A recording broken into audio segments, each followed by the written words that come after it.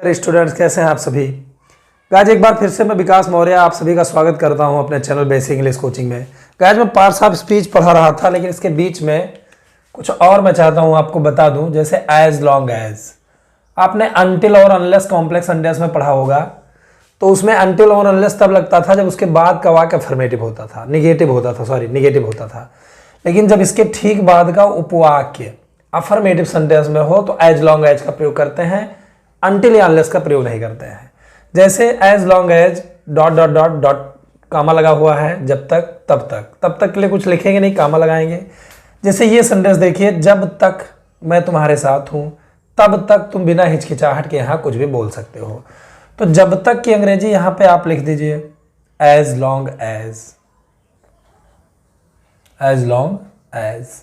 अब फिर ये सेंटेंस बना लीजिए, मैं तुम्हारे साथ हूं। कौन तुम्हारे साथ है? मैं, पहले सब्जेक्ट लिखेंगे आई, इसके साथ एम लग जाएगा, एम।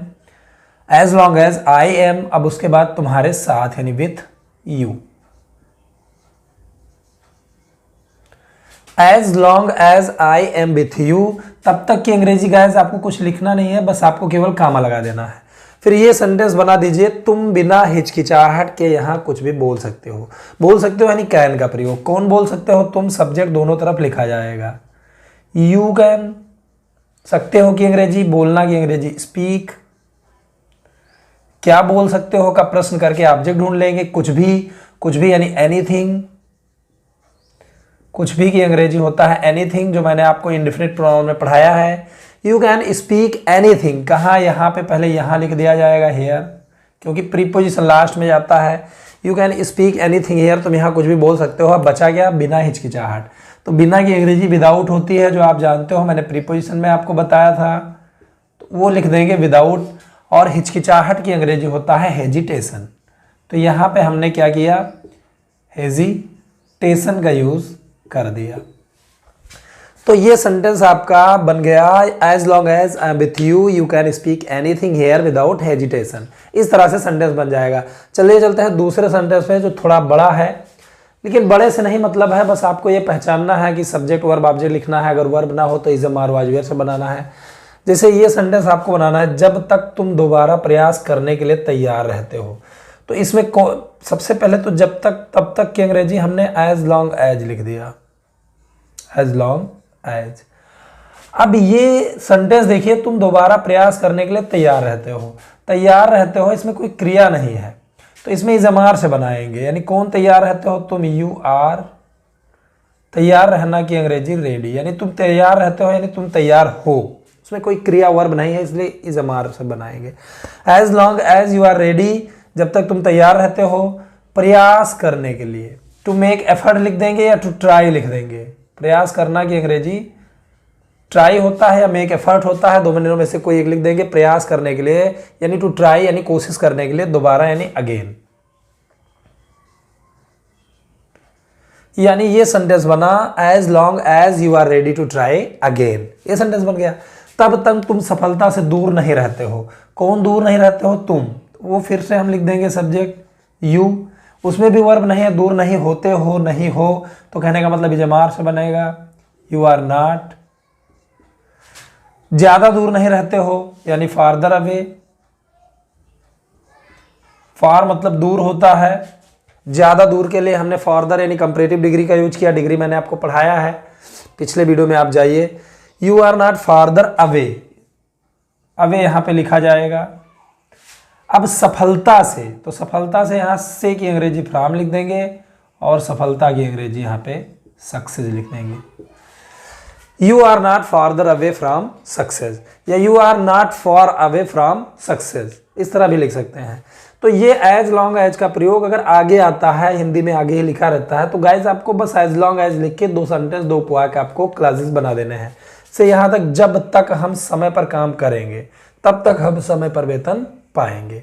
एक चीज ये ध्यान रखिए कि अगर दो फ्यूचर आ गए हैं, जैसे जब तक हम समय पर काम करेंगे तब तक हम समय पर वेतन पाएंगे, तो अगर दो फ्यूचर आ गए हैं तो पहला फ्यूचर जो पहले समाप्त होने वाला फ्यूचर है वो प्रेजेंट परफेक्ट टेंस में बनेगा, ये बात ध्यान रखिएगा।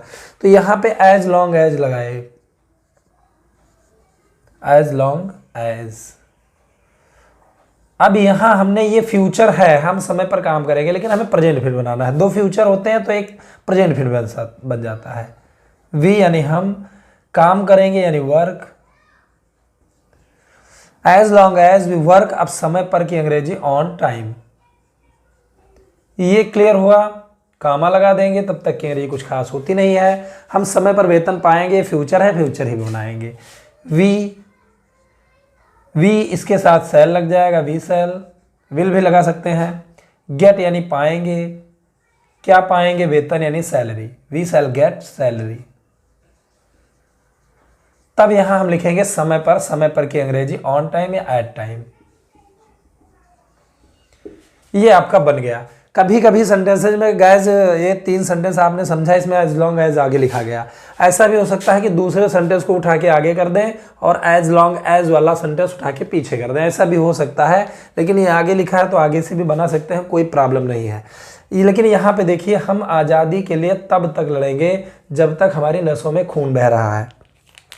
तो यहाँ पे देखिए गाइस, तब तक की अंग्रेजी कुछ होती नहीं है, मतलब जब आप एज लॉन्ग एज लिखोगे तो एज लॉन्ग एज के साथ ये इंक्लूड हो जाएगा, तो इसको लिखने की ज़रूरत नहीं है। तो हम आज़ादी के लिए लड़ेंगे, ठीक है। तो ये सेंटेंस हम बनाएंगे वी, और यहाँ पे दृढ़ता का बोध हो रहा है इसलिए वी के साथ सेल लगाकर विल लगाएंगे। वी विल, लड़ेंगे यानी फाइट, वी विल फाइट, हम लड़ेंगे आज़ादी के लिए, फॉर फ्रीडम के लिए की अंग्रेजी फॉर, और आज़ादी की अंग्रेजी सभी लोग जानते होंगे, आप सब, फ्रीडम होता है। तो we will fight for freedom, हम आज़ादी के लिए लड़ेंगे। अब जब तक की अंग्रेजी हमने एज लॉन्ग एज लिख दिया, तो गाइज अगर आप एज लॉन्ग एज लिख देते हो तो इसका मतलब आपने तब तक लिख दिया, वो भी क्लियर हो गया। अब हमारी नसों में खून बह रहा है, क्या बह रहा है, खून। सबसे पहले हम लिखेंगे as long as the blood, बहना की अंग्रेजी तो ऐसे फ्लो होता है, लेकिन खून बहने के लिए सर्कुलेट भी लिख सकते हैं हम, ठीक है। The blood is circulating,